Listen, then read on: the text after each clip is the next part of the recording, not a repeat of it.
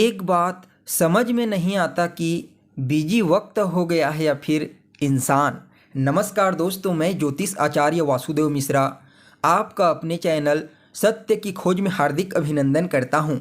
दोस्तों, आज का यह ज्योतिष का कार्यक्रम आप लोगों के लिए यानी कि सिंह राशि वालों के लिए बेहद ही ज़्यादा खास कार्यक्रम साबित होगा। आज हम चर्चा करेंगे आपके साप्ताहिक राशिफल के बारे में।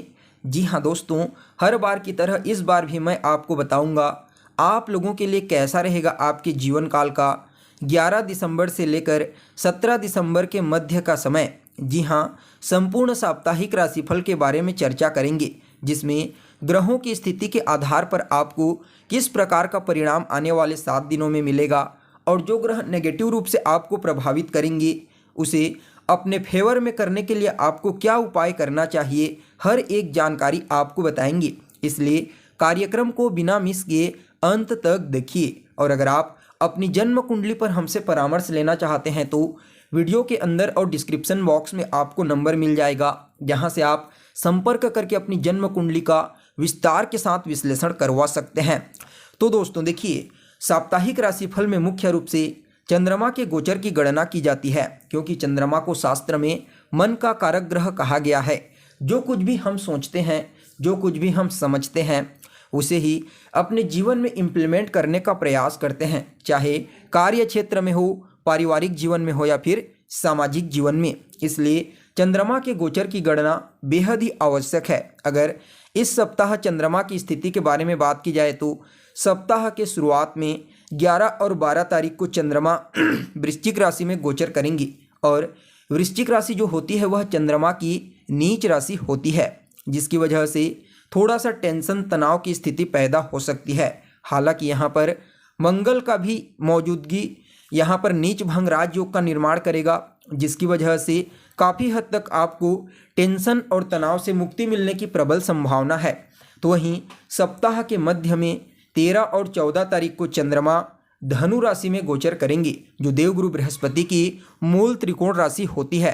तो यहाँ पर बृहस्पति की नवम दृष्टि भी पड़ेगी, जिसका प्रभाव गज केसरी योग के समान आपको अपने जीवन में देखने को मिलेगा। तो ऐसे में यह मध्य का समय आपके लिए कई मामलों में बेहतर होगा। तो वहीं दोस्तों, सप्ताह के अंतिम पड़ाव में 15, 16 और 17 तारीख को चंद्रमा मकर राशि में ट्रांजिट करेंगी। मकर राशि में ट्रांजिट करते हुए चंद्रमा के ऊपर केतु की पंचम दृष्टि पड़ेगी, जिसकी वजह से इस समय फिर से टेंशन और तनाव जैसी स्थिति उत्पन्न हो सकती है। इसलिए इस समय किसी भी चीज़ को लेकर के ज़्यादा नेगेटिव थॉट्स अपने दिमाग में लाने से बचिए। तो दोस्तों देखिए, आप लोगों के लिए मुख्य रूप से सिंह राशि वालों के लिए सप्ताह के शुरुआत में चंद्रमा का गोचर 11 और 12 तारीख को आपकी राशि से चतुर्थ स्थान में होगा।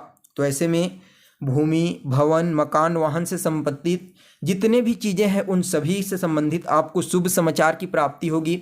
भूमि, भवन, मकान, वाहन का सुख प्राप्त होगा, और सालों से जो आपका प्रमोशन अटका हुआ था वह भी होता हुआ नजर आ रहा है। इस समय आप अपने घर से दूर थे तो पास आने की भी प्रबल संभावनाएं बनेंगी। आपको बता दें, माता के स्वास्थ्य में जो डिस्टरबेंस अभी तक चल रहा था वह आपको ठीक होता हुआ दिखाई देगा।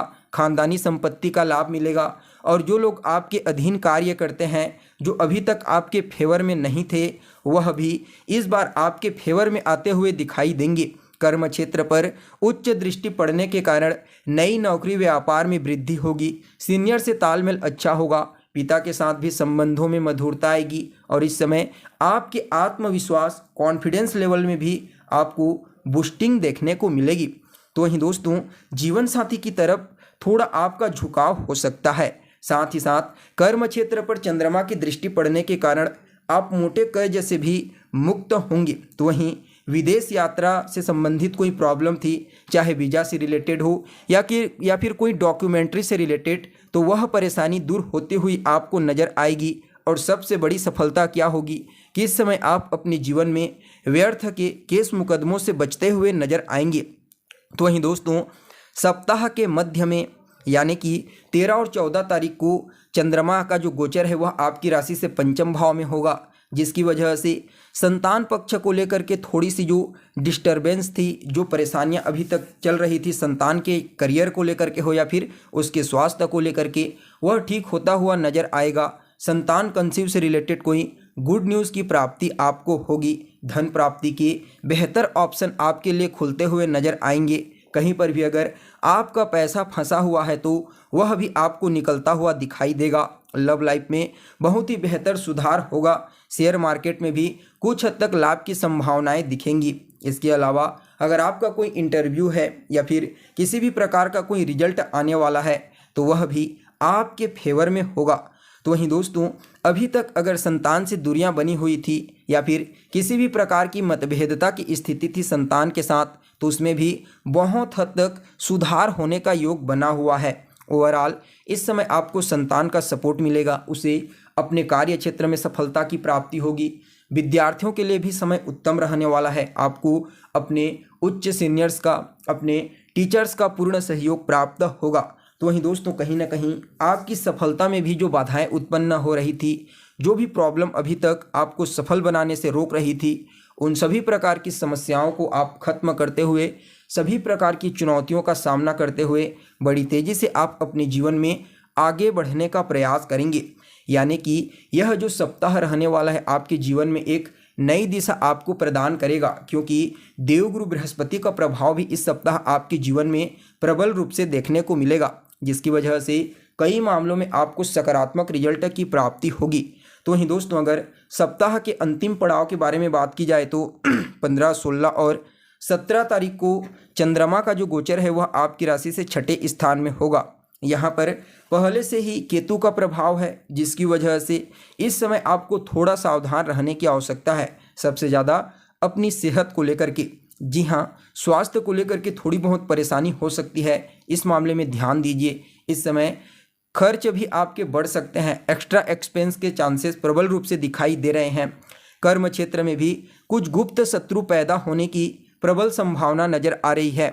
इस समय आपको अपने कार्य क्षेत्र में विशेष रूप से अपने कार्य पर ही फोकस करने की सलाह दी जाती है। इधर उधर की बेमतलब की बातों से जितना ज़्यादा बचने का प्रयास करेंगे, उतना ही ज़्यादा आपके लिए यह जो सप्ताह रहेगा कार्य क्षेत्र के दृष्टिकोण से अत्यंत ही श्रेष्ठ साबित होगा। तो वहीं दोस्तों, यह जो 3 दिन का समय रहेगा, यह आपके जीवन में शत्रुओं को तो उत्पन्न करेगा ही करेगा, साथ ही साथ आपने किसी से अगर कर्जा ले रखा है, कोई लोन ले रखा है, तो वह भी आपको थोड़ा बहुत परेशान कर सकता है। लेकिन अगर आप प्रयास करते हैं तो निश्चित तौर पर सभी प्रकार की परेशानियों से आप बाहर निकल पाएंगे, क्योंकि यहाँ पर देवगुरु बृहस्पति का प्रभाव आपको अपने जीवन में देखने को मिलेगा।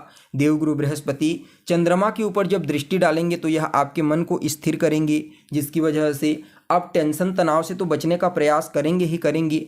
और जो समस्याएं आपके जीवन में अभी तक चली आ रही थी, चाहे वह कार्य क्षेत्र में हो या फिर सामाजिक जीवन में, पारिवारिक जीवन में, किसी भी जीवन में हो, उस समस्या से आप बाहर निकलने का प्रयास करेंगे और इसमें काफ़ी हद तक आपको कामयाबी भी मिलने वाली है।